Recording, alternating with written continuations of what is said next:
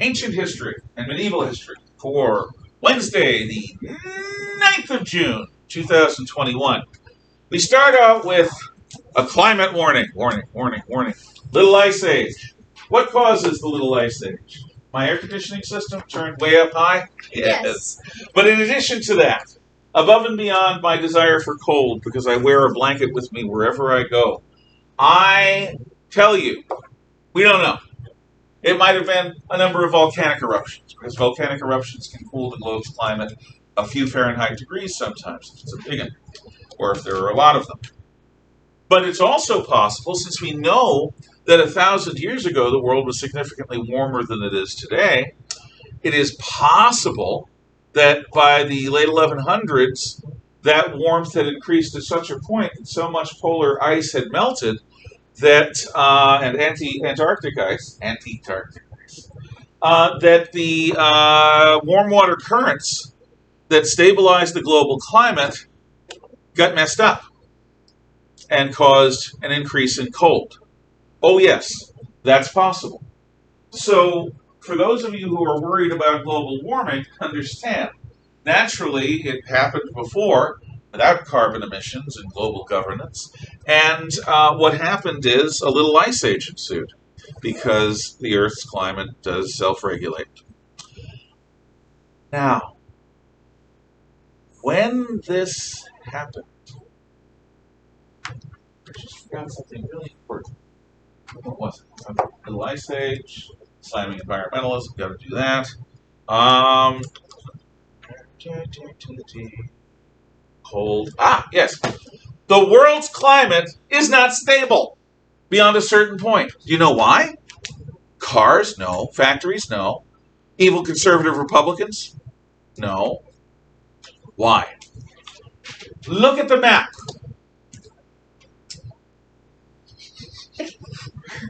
Look at the map. Okay. What do we have here? We have North and South America linked at Panama. The canal does not count. What we have here is Africa linked to Eurasia. The Sinai Peninsula and the Suez Canal does not count. What happened there before those land masses link was a global warm water conveyor, an equatorial warm water current that stabilized the global climate, and that was disrupted by the kissing of these continents that I've just referenced. The Tethys Seaway was closed and becomes the Mediterranean Sea, and North and South America come together, and the Strait of Panama becomes the Isthmus of Panama. Ice age, ice age, ice age come and go. Since then, we have had a series of ice ages. We are in an interglacial period. Sooner or later, the ice will come back. So, in some senses of the word, having a warming climate is a good thing in that it will delay a coming ice age. You want to talk about something that will really challenge global civilization. It isn't global warming, it's global cooling, to the point where we have a layer of ice a mile thick right where we're standing and sitting, which has happened, and which will happen. Our hope is to become a spacefaring species before the next ice age, so that we can be on other planets and not reliant just on this one. Of course, that will require some effort on our part. It won't just happen. What happens to people around the world who live in a subsistence economy when their crops are cut by a global loss of temperature of 2 or 3 Fahrenheit degrees? Or more, up to 8 or 9 Fahrenheit degrees in some cases. Well, what happens is, if you're in subsistence farming situations where you're growing just enough food to survive and a little bit extra, and not enough food is being grown because of the blighting of the ice age to crops, people are going to starve. And the little ice age is going to produce a food instability that causes everyone to wonder when this winter is going to end. When this winter is going to end. Now, Sir Arthur Conan Doyle, who wrote Sherlock Holmes. never liked Sherlock Holmes very much. He wrote it for money. He loved this book, The White Company, and its earlier edition, Sir Nigel. These are books about people living at the time of the Hundred Years' War. And as much money as Conan Doyle made from Sherlock Holmes and Dr. Watson and Dr. Moriarty and all the rest, his love was of these characters. And he starts out, Sir Nigel, by talking about a historical event, one of the several years without a summer. So I will explain this to you. He makes some connections. This happens a little later, but this happened at the beginning of the Little Ice Age too. So, I will read Chapter 1 from Sir Nigel by Sir Arthur Conan Doyle. In the month of July of the year of our Lord 1348, between the feasts of Saint Benedict and of Saint Swithin, a strange thing came upon England, for out of the east there drifted a monstrous cloud, purple and piled heavy with evil, climbing slowly up the hushed heavens. In the shadow of that strange cloud, the leaves drooped in the trees, the birds ceased their calling, and the cattle and the sheep gathered cowering under the hedges. A gloom fell upon all the land, and men stood with their eyes upon the strange cloud, and a heaviness upon their hearts. They crept into the churches, where the trembling people were blessed and shriven by the trembling priests. Outside no birds flew, and there came no rustling from the woods, nor any of the homely sounds of nature. All was still. Nothing moved, save only the great cloud, which rolled up and onward with fold on fold from the black horizon. To the west was the light summer sky, to the east this brooding cloud bank creeping ever slowly across, until at the last thin blue gleam faded away, and the whole vast sweep of the heavens was one great leaden arch. Then the rains began. All day it rained, and all the night, and all the week, and all the month, until folk had forgotten the blue heavens and the gleam of the sunshine. It was not heavy, but it was steady and cold and unceasing, so that the people were weary of its hissing and splashing with the slow drips from the eaves. Always the same thick evil cloud flowed from east to west, with the rain beneath it. None could see for more than a bowshot from their dwellings for the drifting veil of the rainstorms. Every morning the folk looked upward for a break, but their eyes rested always upon that same endless cloud, until at last they ceased to look up, and their hearts despaired of ever seeing the change. It was raining at Lammas-tide, and raining at the Feast of the Assumption, and still raining at Michaelmas. The crops and the hay, sodden and black, had rotted in the fields, for they were not worth the garnering. The sheep had died, and the calves also. So there was little to kill when Martinmas came, and it was time to salt the meat for the winter. They feared a famine, but it was far worse than any famine which was in store for them. For the rain had ceased at last, and a sickly autumn sun shone upon a land which was soaked and sodden with water. Wet and rotten leaves reeked and festered under the foul haze which rose from the woods.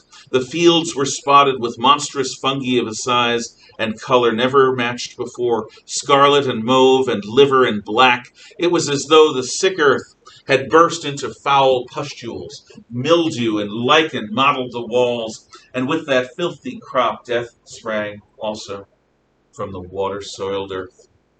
Men died, and women, children, the baron in the castle, the franklin on his farm, the monk in the abbey, the villein in his wattle-endowed cottage, all breathed the same polluted reek, and all died the same death of corruption.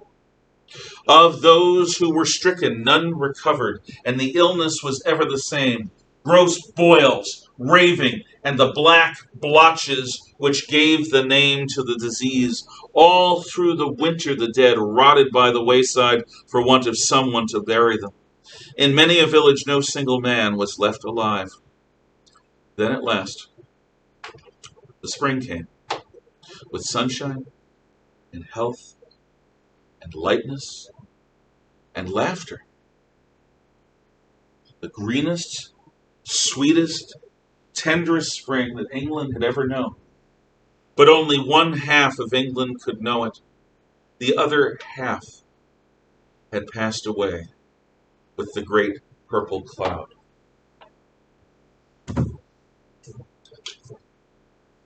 Conan Doyle connects the year without a summer to the arrival of the bubonic plague, the Black Death, which kills half of the people of England. Now understand, up till the present, throughout historical times, wars don't kill that many people. Wars, the worst country hit by the bloodiest war in human history so far, World War II, was Poland. Poland lost just over 20% of its population. That's a fifth. And that's ridiculously high compared to almost everyone else in World War II. To lose half your people, to lose even a third of your people, that's plague numbers. That's plague level damage. But the years without a summer, and there were a few of them, happened. Now, by the way, weather does not travel from east to west in England. It travels from west to east. So this is an unnatural storm, probably brought about by volcanic eruption, something that changes the weather patterns for a number of months. But the people of England, like all people before industry, were living completely exposed to the power of nature, utterly dependent upon the sun, utterly dependent upon every crop yield, just to survive. So when the little ice age comes, it's going to have big effects. One of the biggest effects is on a place that doesn't even have farming. It has pastoralists. North of China is the land of the horse tribes, the Huns, Tatars, the Khazars, the Turks, and the Mongols. Imagine a wasp's nest in a tree, and some obnoxious kid decides he's going to mess with it. So he throws a ball of mud at it. What's going to happen? The wasps are going to come out looking for payback. When I was a little kid, about 2.5 years old, my family took me to a mansion that was open to the public as a museum, and it had a rose hedge maze. So it's in the summer, it's under the trees, you've got this beautiful maze with roses, it's really nice. And being a little boy, I run ahead. And as I'm running, and the only reason I know about this is because of what happened. Because people have told me and because I actually have memory of it. I'm running along and I see what looks like a poofy paper bag in the middle of the path. So I jump up and with both feet, smash! It's a beehive. Oh, the bees were not happy with me. The next thing my family knew, I'm running towards them with this swarm of bees around me. Ah, make it stop, make it stop. The next thing I remember, I'm home, and it was about an hour's journey to get there, so I was out for a while, in a bathtub filled with ice, covered with welts, because the entire beehive stung me. At that moment, my family learned that I was not sensitive to bee venom, because had I been, I'd be dead. Instead, I learned a lesson, which is don't assume that something that looks like a poofy paper bag ready to be popped is a poofy paper bag. Yes? Do you know how many times you were stung? No, but it was hundreds. It was all over. No, really, everywhere. Face, head, legs, everywhere, covered in these welts. It was not pleasant, but I recovered. To this day, bees don't bother me that much because I've been there, done that. I still don't want to ever do that again, though. Not an entire nest. Nature does this to the Mongols. Climate change comes to Mongolia in the form well, let's see who the Mongols are. The Mongols are a people of the horse, but their horses don't look like the Arabian mounts that you see in races today. Their horses are little steppe ponies. They're little shaggy horses. They're bigger than Shetland ponies from Ireland, but they're little shaggy horses. But these little shaggy horses are tough. Oh, God, they're tough. They can survive a Mongolian winter. And a Mongolian winter is a bit like a Canadian winter north of the populated zone. You go up to the Hudson Bay area of Canada, central Canada, and it's not fit for man or beast, but the Mongols are used to it, and their horses are used to it. They live in felt yurts, which are made from horse hair. Mongol boys and girls learn to ride before they learn to walk. That's why they're sometimes a little bandy-legged, because their knees develop a little differently. And their booze is fermented mare's milk. Yep, they drink really sour milk to get drunk. And the Mongols are one of several peoples that basically are in a constant state of clan war and tribal war. They fight each other all the time. To be a Mongol man means to fight duels and to fight with your tribe's army against its enemies. That is life. To crush your enemies, see them driven before you, and hear the lamentations of their women, to quote Conan the Barbarian. That is the world of the Mongols. And into this world, a person is born, a young boy named Temujin.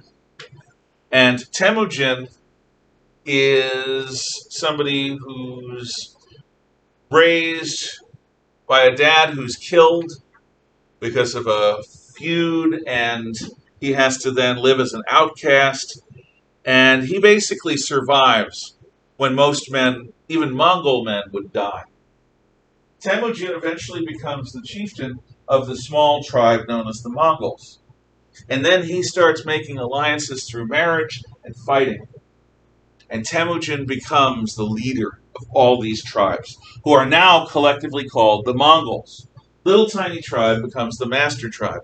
Temujin takes on a new name. He has a vision from his pagan gods. The Mongols are not Muslims. They're not Buddhists. They're pagans. They worship nature. All 8 corners of the earth will be unified under one roof. That is Temujin's vision. 8 corners, that's a yurt. A yurt has 8 corners. It's like an octagon. Sometimes it's rounded, but there are 8 struts. The 8 corners of the world will be unified under one roof. Temujin takes on a new name, Genghis Khan, the Emperor of Mankind. That's what it means. It's like Octavian becoming Augustus Caesar, the man of destiny of the gods. Genghis Khan in Mongolian means the Emperor of the world, the Emperor of mankind, the Emperor of all people. Genghis Khan then surges his army of barbarians across the Great Wall of China, and he conquers China in just a few years. Genghis Khan's forces are innumerable. Their favorite tactic in the open is to move in a great crescent moon shape like this. So that if you encounter the Mongols here and are going to try to run away, they already have troops ahead of you, on either side of you, that can close in at any time and smother you. The Mongols, when they take over Central Asia and China under Genghis, the Mongols are not normal. No. The Mongols are not interested in conquering cities and profiting from them. The Mongols consider cities to be things that turn males into sissies and women into something creepy. The Mongols believe that city life is wrong and evil and needs to be destroyed.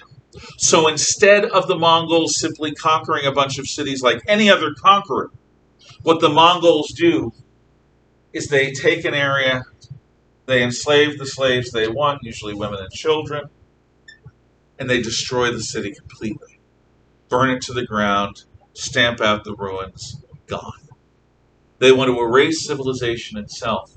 and replace it with the old ways, the ways of the warrior, the ways of the steppe, hunting with a hawk, fighting with your hands, riding a horse, not sitting in some safe city building and room. But Genghis isn't foolish. He understands that sometimes you need cities, occasionally. So when the Mongols first arrive at a city, they show up. If the people do what you'd expect them to do, close their gates, sound the alarm, make it clear that they're going to defend themselves, the Mongols will capture 15, 20 people, strap them to stakes that are going to overlook the city. Then they attack and attack and attack, overwhelming the city defenses, going over the walls, going through the gates. And then the people who are watching watch their city, the women raped by units of men each, the men killed in all sorts of interesting ways, the children killed again in interesting ways, or enslaved. Some of the women who survived the rape enslaved. And then the city is burned from one edge to the other, and the ashes are plowed or destroyed so that almost nothing stands.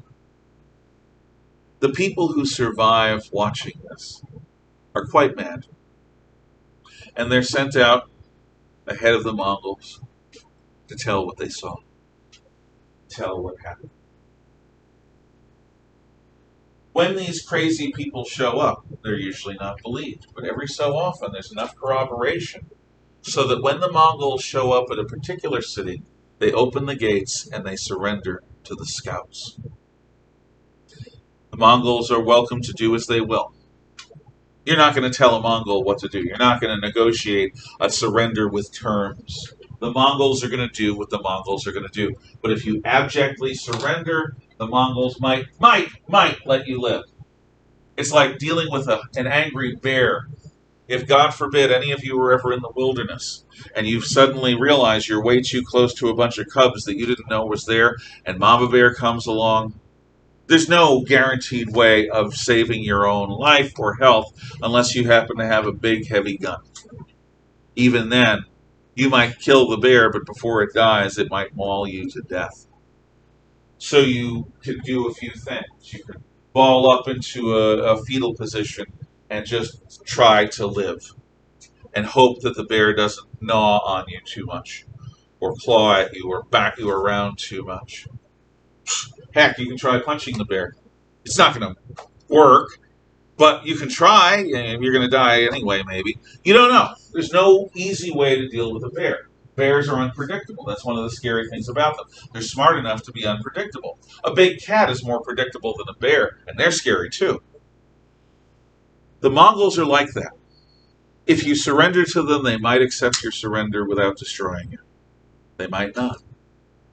You've taken a chance either way. But if you fight them, unless something really weird happens, they will destroy you. So Genghis Khan takes over Central Asia first, the empire of the Khwarizm Shah, a Muslim kingdom of horse nomads in an area that basically is empty now. Parts of Russian Siberia and Kazakhstan and Xinjiang, that's where the Khwarizm Shah was. Nothing, no one country is there now. The Mongols completely erase it from the map. We don't even have a country there now. Not really. Then the Mongols go across the Great Wall into China. Now, China's different. China never experiences a dark age, not in the last 3,000 years. But China doesn't keep the Mongols or or others always out. There are times when Chinese lose. But here's how the Chinese traditionally deal with invaders that conquer them. You've conquered us. Our cities are yours. Use them as you will. And so the conquerors come, and they do what soldiers do. There's lots of sexual assault, there's lots of drunkenness, there's lots of fighting, there's some murder,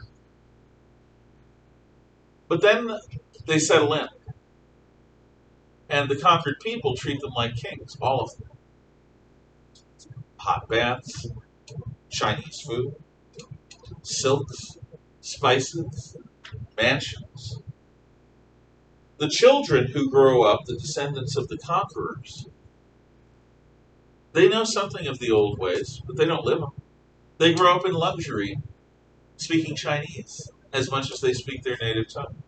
By the third generation and fourth generation, the descendants of the conquerors have interbred with the Han Chinese. China and the West are different. When the West is taken over by barbarians, like the fall of Rome, it's like Humpty Dumpty, falling and shattering. China's like a sponge. China absorbs its conquerors. So the great-grandchildren of Genghis Khan and the grandchildren of Genghis Khan, they may call themselves Mongols, but they live like Chinese. They dress like Chinese. They eat like Chinese. They act like Chinese. They think like Chinese. China has absorbed yet one more wave of conquerors. That is the tradition of Imperial China. Genghis has a sense of this, and he says to his people, in China, you will not live in the cities. You will live in the camp. You will pillage the cities regularly. You will not become of them. You will not do business with them. You will prey on them. They will be other from you. You will not join with them. You may sleep with their women, but you will not legitimately recognize any of the offspring.